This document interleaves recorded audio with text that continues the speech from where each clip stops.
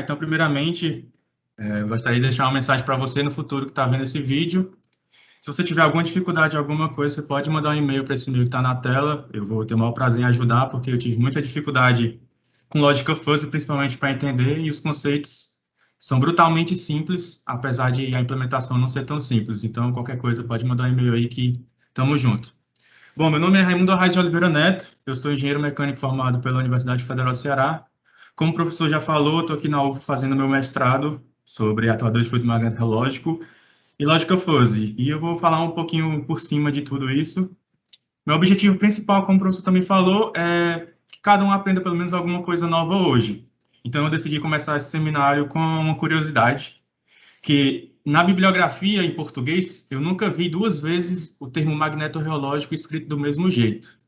E todas as vezes que eu vi na bibliografia também, estava errado. Eu descobri depois que estava errado, eu não sabia disso. Eu fui olhar a norma da língua portuguesa e tal. E a grafia correta é essa aqui, tipo, a regra é o seguinte, quando você tem duas palavras e a segunda começa com R ou S, você dobra a consoante e escreve junto, tá ligado? Tipo, macro-região ou psicossomático, por exemplo. Magnetorreológico, no caso, escreve assim.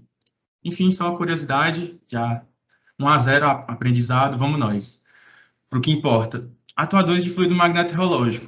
Basicamente são amortecedores, e a diferença desse tipo de amortecedor para aquele amortecedor que você utiliza no seu Fusca lá é a seguinte: primeiramente, ele tem um fio, cada um tem uma arquitetura diferente, mas todos eles têm um fio por qual você aplica uma corrente elétrica, e essa corrente elétrica ela vai chegar esqueci o nome em português agora, no êmbolo desse amortecedor, e dentro desse êmbolo tem uma bobina que gera um campo magnético que interage com o fluido magneto-reológico, que a gente vai definir mais à frente. Aqui eu tirei de um catálogo da Lord, essa figura, que ela fala justamente sobre a velocidade de reação desse tipo de amortecedor, que ele é superior a outros tipos de suspensão, como por exemplo essa aqui que é a passiva, que é o equivalente a molas e absorvedores de energia comuns, convencionais, né? Bom, aqui eu tenho um esquema também da Lord do fluido magneto-reológico, que basicamente é um óleo com partículas metálicas suspensas. Quando você aplica um campo magnético nesse fluido, ele se alinha na direção do campo, como está nessas setas vermelhas. Uma observação que eu gosto de trazer aqui, que é bem importante, é que entre essa configuração e essa, tem todo um range de dinâmica que varia conforme você vai aumentando a corrente elétrica. Essa da direita, ela é o limite, quando você aplica a carga máxima daquele tipo de fluido, que é tabelado. Então, tipo assim, depois que o seu fluido, as partículas se alinham na direção do campo, você pode aumentar a corrente elétrica o tanto que você quiser, que não adianta, não vai mudar nada, é o conhecido ponto de saturação, que também vai ficar mais evidente à frente. Aqui eu trouxe essa outra figura que dá para perceber melhor essa parte da corrente máxima, ó, ela vai e se alinha. Mas antes de se alinhar, tem um certo grau de organização a mais do que com a energia desligada. Aqui a gente vê o que se influencia no amortecedor, que quando você coloca energia, os deslocamentos diminuem e a força de amortecimento aumenta. Aqui tem alguns componentes, como eu falei, tem um êmbolo, esse êmbolo dentro que está em corte. Ele tem uma bobina, essa bobina recebe a carga e gera o campo magnético, conforme eu disse. Aqui é o experimento que o Felipe fez, são os dados, né? No caso, esse experimento aqui, basicamente, é pegar esse amortecedor e aplicar um deslocamento X, né? No caso, meu X aqui vai ser 3 milímetros, que foi o que o Felipe aplicou, numa determinada frequência, que foi de 10 Hz. Se você variar, fizer uma varredura de frequências, o gráfico também vai dar diferente. Tem na literatura disponível, caso alguém tenha curiosidade. Aqui a gente pode observar a força no tempo, o comportamento de força no tempo, e essas linhas aqui, a gente pode observar a região de saturação que eu falei, né? Você vai aumentando a corrente, mas ela não vai tendo esse gap tão grande conforme em valores menores, né? Que significa isso, é um forte indicativo de que o ponto de saturação é próximo aqui de 1 ampere. Aqui a gente tem o gráfico de velocidade e força, que é uma medida de dissipação de energia, né, a historese. A gente pode observar a mesma coisa em questão de saturação. E aqui do deslocamento, a mesma coisa. Qual que é a ideia aqui? É gerar modelos que a gente possa representar esse experimento que é tomado como uma verdade. entre aspas, uma verdade absoluta, né? Então, aqui eu trouxe dois modelos paramétricos que tem na literatura, dos mais utilizados. O primeiro é o de Bookchin modificado, que ele é basicamente o seguinte, ele pegou isso aqui, que é considerado o modelo de Bookchin, e os autores adicionaram mais esses dois elementos aqui. Foi essa Shirley Dyke, que é uma professora americana, juntamente com o Spencer. Basicamente, o modelo ele expressa a força em função de amortecimentos, rigidezes, um fator de escala e uma variável esterética. Aqui eu gosto de chamar a atenção porque esse modelo ele é ajustado via otimização e os parâmetros deles são modelados, alguns deles em relação à corrente elétrica, né? Como a gente pode ver nessa parte azul aqui, alguns dos parâmetros são modelados em função da corrente elétrica. Isso gera um problema, por exemplo, se a corrente for nula, né? Só uma observação a gente fazer que mais para frente pode ser interessante. Aqui tem o resultado, a função objetiva para em português, gente, para ajustar esse modelo foi minimizar o quociente da norma entre o valor numérico e o valor experimental pelo valor experimental. E esse valor de corrente elétrica aqui é o valor justamente de 0,6 amperes. Então, quando você olha para esse gráfico, o único valor que esse erro aqui vale, certo? É para essa curva aqui. Os outros valores são calculados, certo? E os erros deles são maiores. Essa é uma das deficiências desses modelos paramétricos.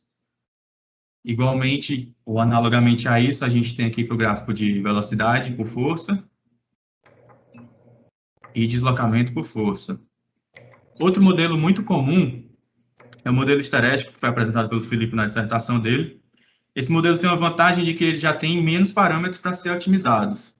Basicamente, é uma variável, um elemento de esterese aqui, em paralelo com a rigidez e o amortecimento. O autor desse modelo representou a variável esterética como uma tangente hiperbólica dos parâmetros e resolveu para a força.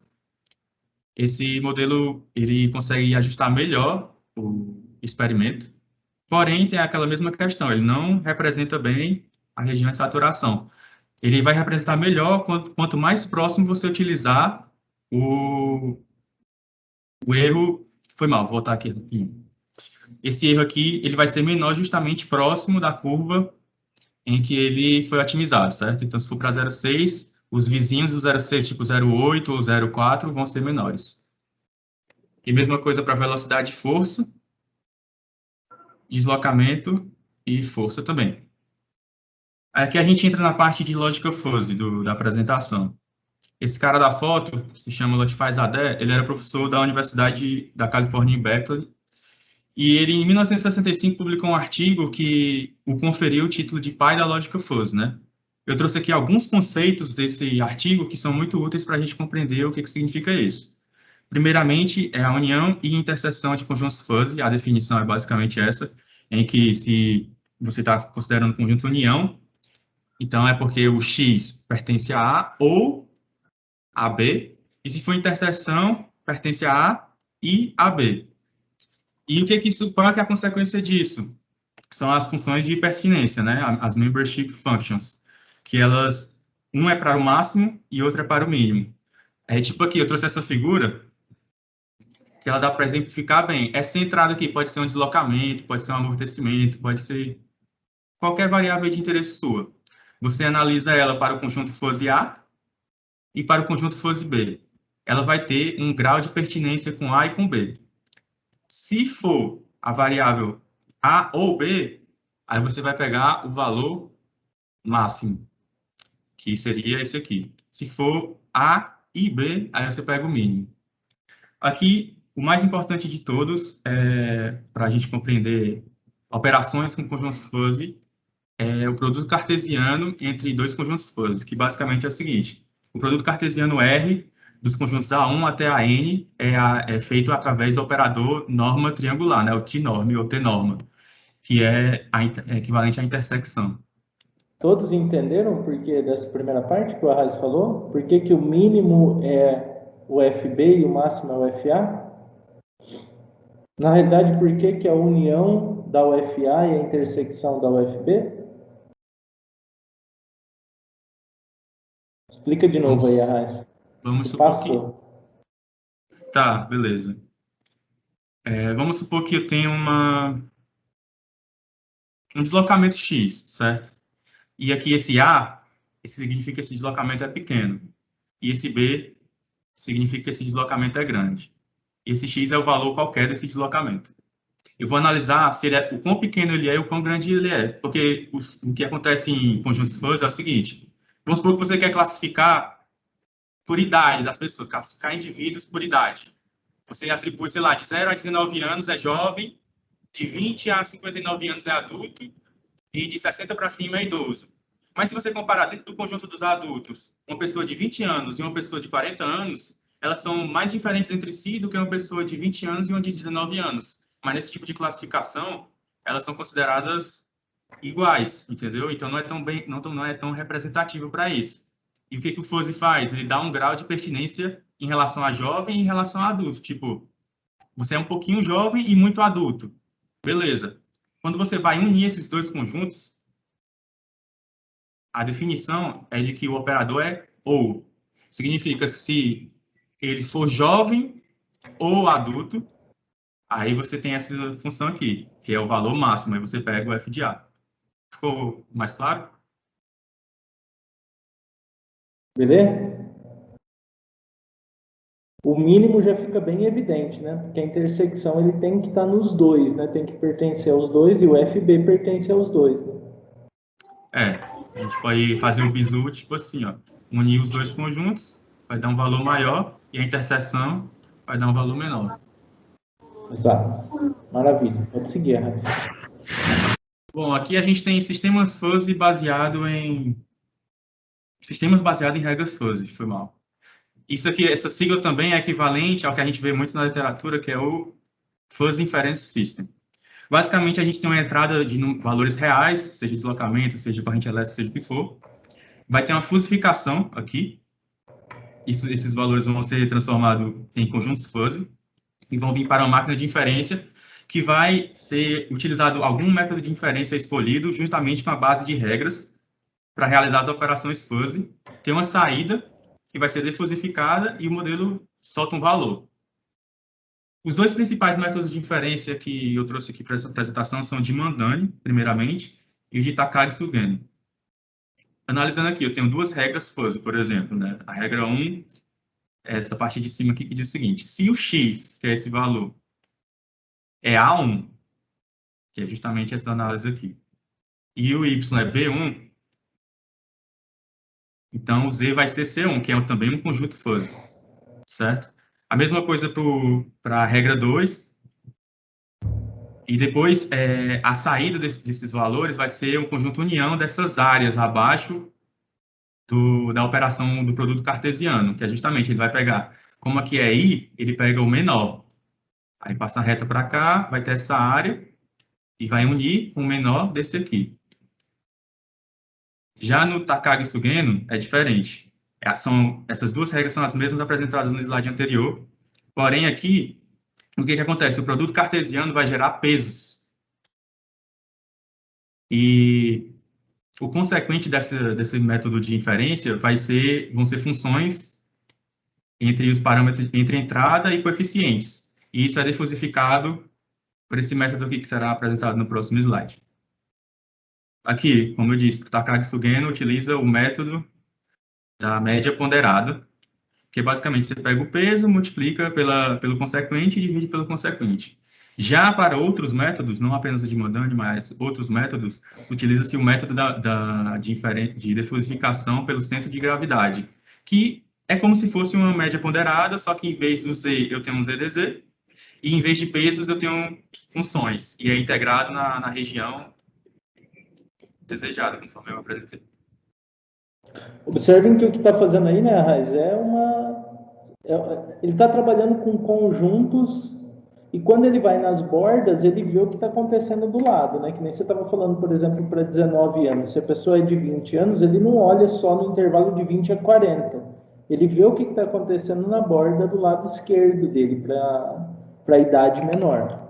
Ele Sim, porque ele pondera. tem um grau de pertinência com o jovem, na verdade, analisa com todos. Qual a pertinência do indivíduo de 19 anos para jovem, para adulto e para idoso? Para idoso vai ser muito baixa Exato, essa pertinência. Para adulto vai exato. ser razoável e para jovem vai ser alto. E nisso ele Observem que faz a as análise. regras, e as regras são simples, né, Arraiz? Não tem nada de absurdo nas regras que são usadas para tudo isso. É. Apesar de não ser fácil de entender. Não é tão fácil. Professor, boa tarde. Só Boa tarde. para reforçar aí, olha, um oi para todos. Desculpam o barulho que estão trabalhando muito por aqui perto. Então, só para reforçar que essa base de regras sempre tem que ser dada por um especialista para funcionar, né? Porque do contrário, Exatamente. a gente pode pegar qualquer outra regra, né, que a las finales não pode dar certo. Então, sempre quando uno trabalha para qualquer área ou tema, necessariamente tem que ser apoiado essas regras com diga, com uma base reforçada, né? Um especialista propriamente dado. Né? Só isso. Sim. Justamente por isso que surgiram o neurofuzzy, que é basicamente você pegar redes neurais artificiais e aplicar esses conceitos para evitar essa dependência do especialista, né? Aqui eu trouxe uma figura que eu achei legal no livro, que basicamente resume como que você vai fazer essa análise com redes neurais. É o seguinte, como apresentou, acho que foi o primeiro seminário do Alexandre, sobre os pesos e bias, né, que são os coeficientes para redes neurais, você precisa de um método de otimização para poder obter esses coeficientes. Normalmente, se utiliza para neurofuzzy a backpropagation, que eu não sei se a tradução é essa, mas eu traduzi como retropropagação, e o método dos mínimos quadrados, né, que é o least squares. Mas eu já vi na literatura também gente utilizando evolução diferencial. No meu trabalho, eu utilizei backpropagation e least squares. E aqui a estrutura a gente tem o seguinte, tem essa camada que não é realizada nenhuma operação matemática nela, simplesmente ela recebe as entradas e passa para frente. Aqui são criadas as funções de pertinência, as membership functions, e são atribuídos os valores, os graus de pertinência de cada variável. Aí aqui, essa camada 4, pulando para ela rapidinho, só porque eu acho ela desnecessária, eu só gostei da figura e não quis fazer outra, eu trouxe ela. Mas ela faz basicamente o que é feito na descodificação, ela faz uma normalização e joga para frente os valores, mas isso pode ser feito aqui também, pelo que eu entendi. Me corrija se eu estiver errado. E essa daqui são basicamente o antecessor e o sucessor do produto cartesiano, né? Se eu tenho um R aqui igual a vezes B, né? A, no caso, tem a norma B, essa aqui é do A e essa aqui é do B. Aí a gente utiliza a otimização para determinar esses parâmetros. Esses aqui normalmente são utilizados backpropagation e esses daqui mínimos quadrados. Mas, como eu disse, tem outras metodologias. No meu caso, Pode ser, Arraiz, aí tem que ver os especialistas aí em redes neurais, tá? Mas pode ser que muitas vezes quando eles estão aplicando redes neurais e trabalhando nas diferentes redes, eles gostam de trabalhar bastante com dados normalizados. Pode ser que em algum momento seja mais interessante trabalhar com esses dados normalizados para o treinamento da rede, sabe? Pode ser que seja isso. Sim, mas na verdade, eu não sei se é, né? Pela minha interpretação, não é isso. O que eu interpretei é que isso aqui, ele divide por um Z, que é basicamente o que acontece aqui em outras abordagens, né? Porque eu vi uma dissertação do pessoal da aeronáutica que o cara explica, ele coloca só 5 camadas, e ele faz a mesma coisa, só que isso aqui ele faz aqui, por isso que eu apresentei dessa forma, mas tem que ver com calma mesmo isso. Aqui são a minha base de regras, né? Eu considerei pequeno, médio, grande para tudo, e eu considerei corrente elétrica como entrada, deslocamento e velocidade. A minha saída foi força. A minha força eu modelei dessa forma, igualzinho está no slide lá de Takagi Sugeno, só que aqui eu zerei esses parâmetros e fiquei só com essa constante. Aí eu fiz todas as combinações possíveis entre baixo, médio e alto entre as entradas e obtive 27 regras. Aí aqui isso é o resultado do meu modelo. A gente pode observar que bateu bem em cima. Volta lá nas regras, Arraiz. O pessoal acho que passou bem rapidinho. Tá. Vocês entenderam as regras aí, gente? Quais são essas regras que o Arraiz está colocando? Fala pelo menos umas duas aí, só para eles entenderem o que são essas regras, Arraiz. E cai muito bem no que a Nathalie diz, né? Do especialista, Sim. se não tem a a rede neural Pronto, por eu fiz trás. todas as combinações possíveis, por exemplo, aqui, ó. Se a corrente é baixa, o deslocamento é pequeno e a velocidade é baixa, então a força vai ser o parâmetro Z1. Aí, se a corrente é baixa, o deslocamento é baixo e a velocidade é moderada, vai ser Z2. Eu fiz isso até o 27. Aí, foi colocando baixo, médio, alto em todos. E todas as combinações possíveis foram 27. E eu Quando a otimizei gente, para cada constante dessa. quando a gente está fazendo controle de vibrações, gente, a partir do fuzzy, basicamente o que o Edson Kuroishi fazia lá quando ele estava fazendo controle através daqueles atuadores eletromagnéticos. Ele falava tipo assim, ó, se o deslocamento é alto e a velocidade é alta, a força tem que ser alta. Se o deslocamento é baixo e velocidade alta, a força tem que ser moderada. Se o deslocamento é baixo e velocidade é baixa, a força tem que ser baixa. De controle. Aí ele criava esses pesos, essas regras e entrava no fuzzy. É isso. O Arraes está fazendo algo semelhante, só que agora o Edson fazia para controle, né? Uma força externa que ia entrar no sistema. O que o Arraes está fazendo é criando essas regras, só que para modelagem. Né? Muito bom, Arraes. Vamos lá. Sim, aí aqui, só para apresentar os gráficos do meu modelo, essa linha contínua é o meu modelo fuzzy e o pontilhado é o experimento. Aqui para velocidade e força e aqui o deslocamento. Aqui eu apresento os erros para cada um dos valores de corrente elétrica. E isso aqui é um modelo só para frisar, é o mesmo modelo, não são 6. E voltando aqui rapidinho, só para comparar, só para deixar bem claro. Isso aqui foi otimizado só para cá. O erro que eu apresentei nesse seminário para esse modelo só vale para isso. Esses erros daqui das outras curvas são maiores, certo? O erro do modelo esterético é bem baixo comparado até mesmo ao meu modelo fuzzy, só que quando ele extrapola mal. Quanto mais longe ficar do modelo que foi otimizado, foi ajustado, maior vai ser esse erro. E basicamente é isso. Arraes, o pessoal está com vergonha de perguntar e eu vou perguntar. Volta lá na figura, mais um.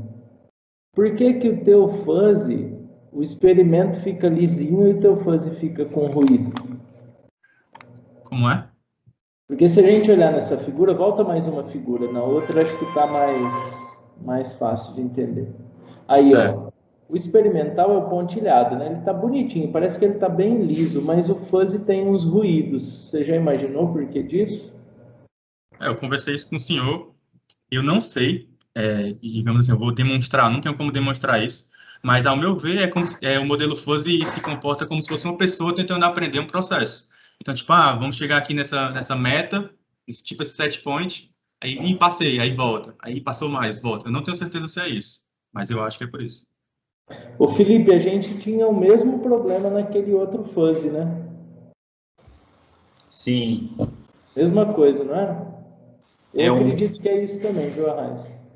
Uma coisa que a gente tinha muito problema também, que o Arraes estava comentando, a questão lá daquelas 27 regras lá que ele fez, é como se cada uma dessas regras tivesse uma importância diferente, né? Que aí entra aquela questão lá do peso, que ele comentou também.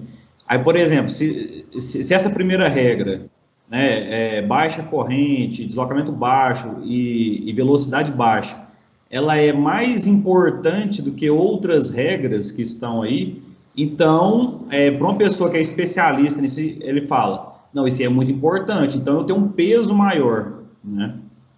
Os pesos aqui, Arraes, você está colocando através da rede neural. Ela que está dizendo quais são os pesos? Isso. É aí que facilita. Lá na época a gente estava usando evolução diferencial para isso, né, Felipe? Foi, sim. Era onde pegava 27, lá tinha mais, tinha 50 variáveis de projeto, né? A gente ficava doido lá. variáveis de projeto. Ficava doido. Nossa. Aqui, gente, vocês viram, a gente está usando fuzzy aqui, né? A Nathalie, ela trabalha com fuzzy em outra vertente, né? A base é a mesma, mas o que a Nathalie faz é fazer análise de incertezas via lógica fuzzy, que é outra linha forte, assim, do nosso laboratório. Então, tem muita gente trabalhando com... essa parte fuzzy, ela pode ser aplicada em várias frentes do laboratório.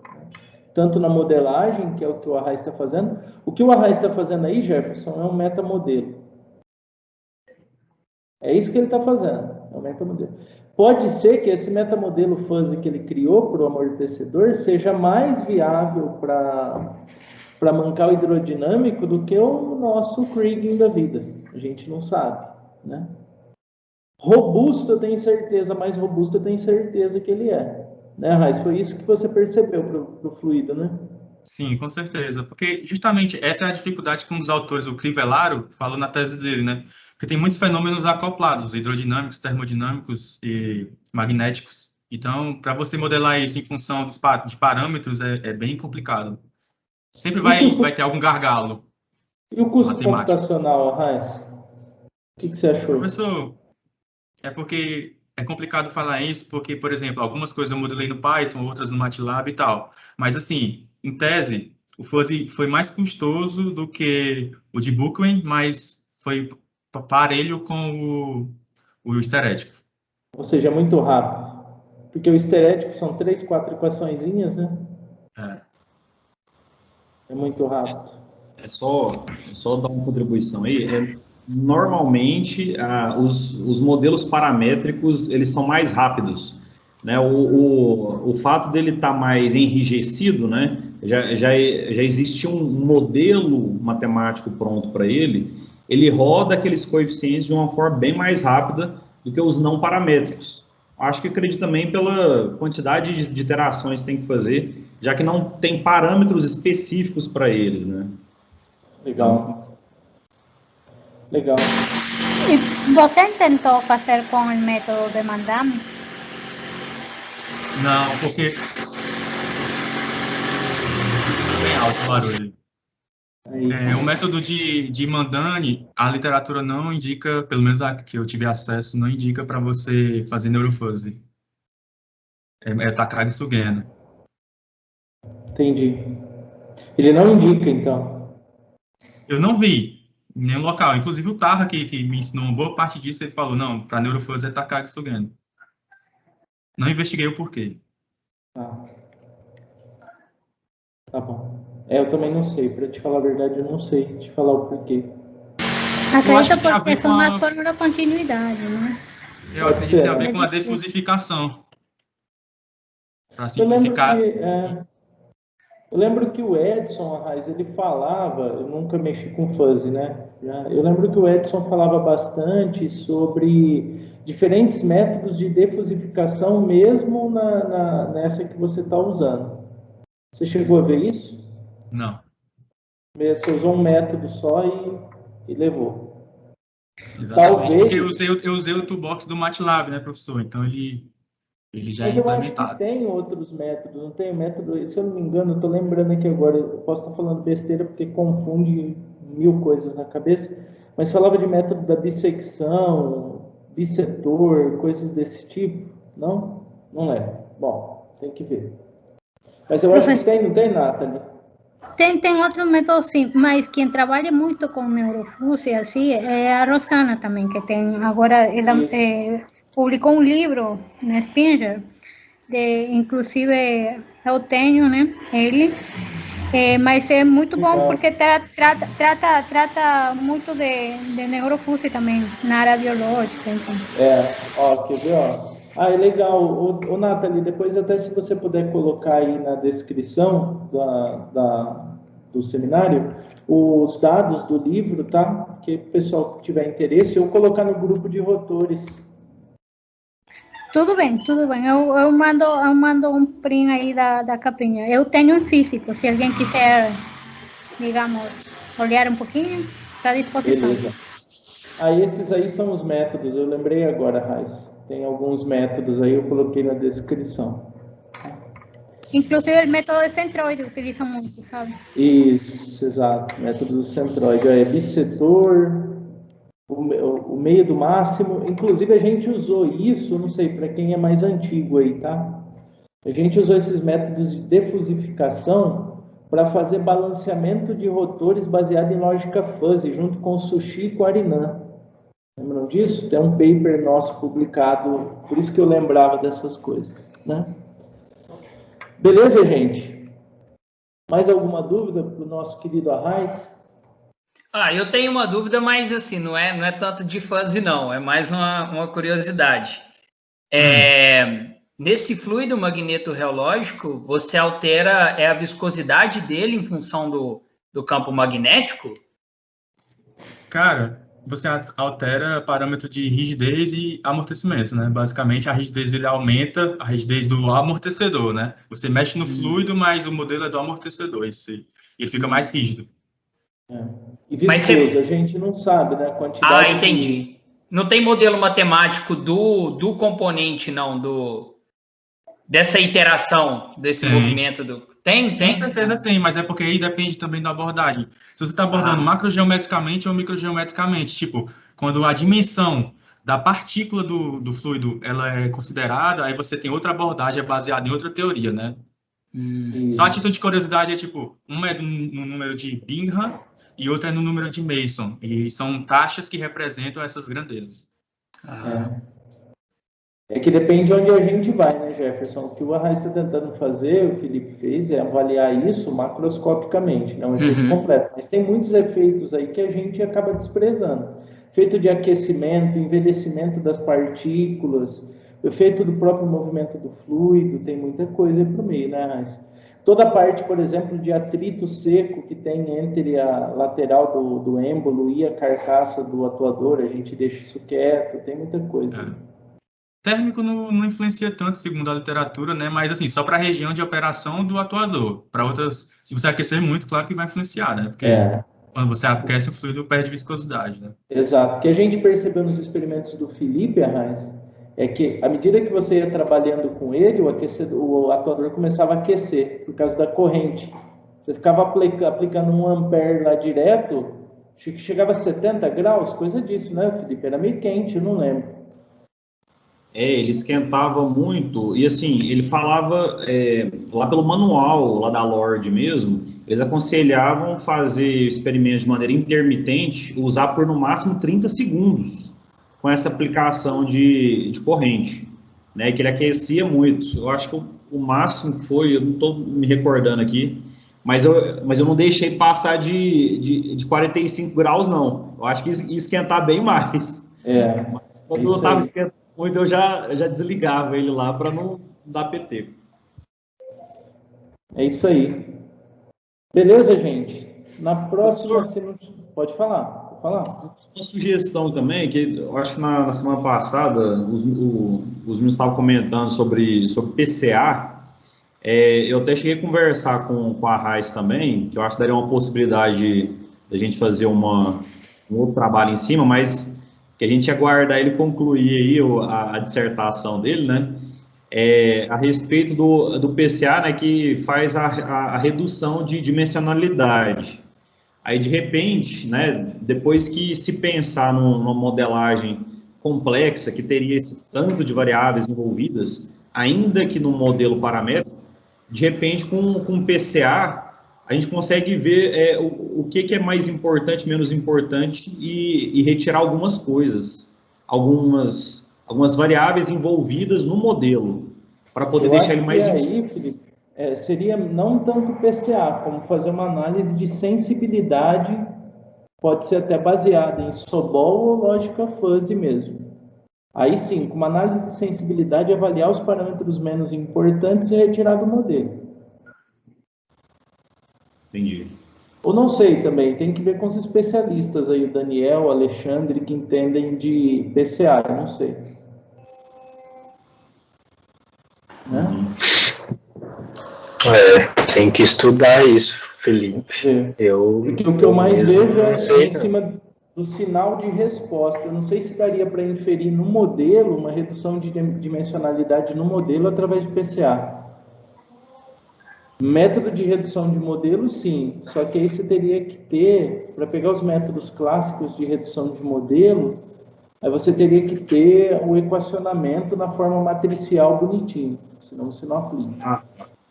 Né? Teria que ser paramétrico, então. Eu acho. Entendi. Beleza, gente? Mais alguma coisa?